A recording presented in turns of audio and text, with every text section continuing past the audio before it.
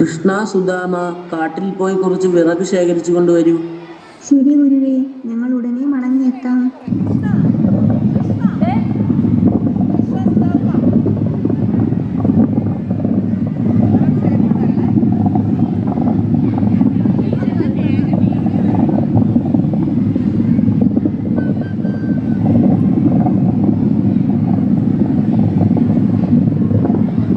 ആ, നിങ്ങൾ തിരിച്ചെത്തിയോ? അത്ഭുതം, ഞാൻ വല്ലാതെ ഭയന്നു. ഗുരുവിന്റെ അനുഗ്രഹമാണ് ഞങ്ങളെ കാത്തത്. ഞങ്ങളുടെ സൗഹൃദവും ഞങ്ങൾക്ക് ശക്തിയായി. നിങ്ങളുടെ ഈ സ്നേഹവും വിശ്വാസവും എന്നും നിലനിൽക്കട്ടെ. പ്രിയരെ, കാലം എത്ര കടന്നുപോയാലും യഥാർത്ഥ സൗഹൃദത്തിന് മങ്ങലേറ്റില്ല. ബാല്യകാല സുഹൃത്തുക്കളായിരുന്ന ശ്രേഷ്ഠനും കുചേലനും വർഷങ്ങൾക്ക് ശേഷം വീണ്ടും കണ്ടുമുട്ടുന്ന ഹൃദയസ്പർശിയായ മുഹൂർത്തമാണ് ഇനി നാം കാണാൻ പോകുന്നത്. ദാരിദ്ര്യത്തിന്റെ കഷ്ടതകളാൽ വലയുന്ന കുചേലൻ തൻ്റെ പ്രിയ സുഹൃത്തായ കൃഷ്ണനെ കാണാൻ ദ്വാരകയിലേക്ക് എത്തുന്നു.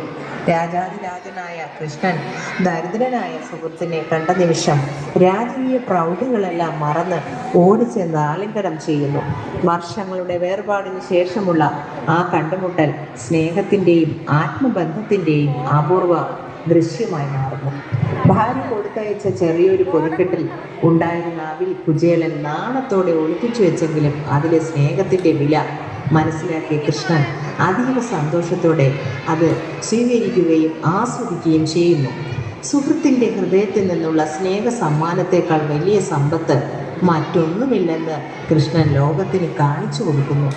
സൗഹൃദത്തിൻ്റെ മഹത്വവും നിസ്വാർത്ഥ സ്നേഹത്തിൻ്റെ ശക്തിയും വിളിച്ചോതുന്ന ഈ മനോഹര രംഗത്തിലേക്ക് ഏവർക്കും ഹാർദവമായ സ്വാഗതം. ഒരു പിടിയവിലുമായി താണ്ടി ഞാൻ വരികയായി ദ്വാരക തേടി, ഗുരുവായൂർ കണ്ണനെ തേടി.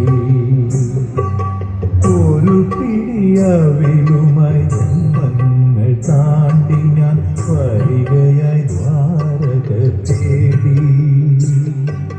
ഗുരുവായൂർ കണ്ണനെ തേടി. അഭിഷേകവേളയാണെങ്കിലും നീയപ്പോൾ അടിയനു വേണ്ടി നട തുറന്നു. അഭിഷേകവേളയാണെങ്കിലും നീയപ്പോൾ അടിയനു കൃഷ്ണ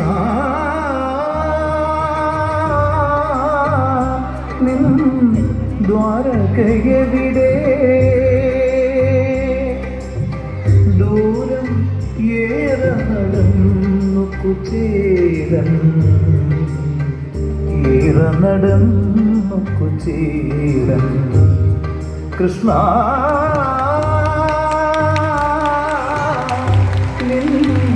ദ്വാരകയെവിടെ?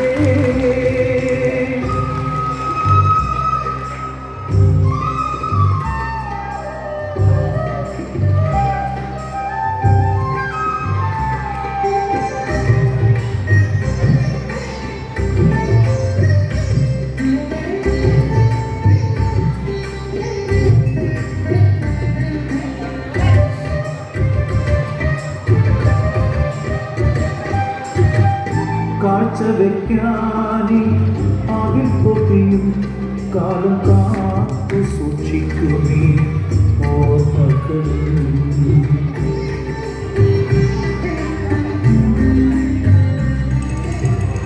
കാഴ്ച വയ്ക്കാനേ ആകിൽ പൊതിയും കാലം കാത്തു സൂക്ഷിക്കുമേ ഓർമ്മകൾ.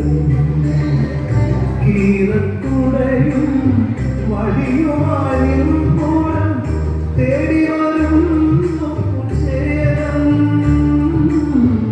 കീറക്കുടയും വടിയുമായും പൂരം തേടി വരുന്നു കുചേലൻ.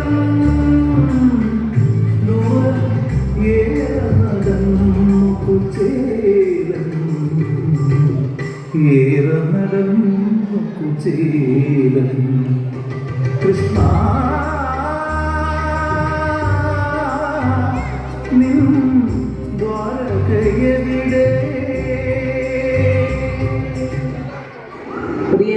സൗഹൃദത്തിന്റെ മഹത്വവും ലോകത്തിന് കാട്ടിക്കൊടുത്ത രണ്ട് മഹാന്മാരാണ് കൃഷ്ണനും വിജയ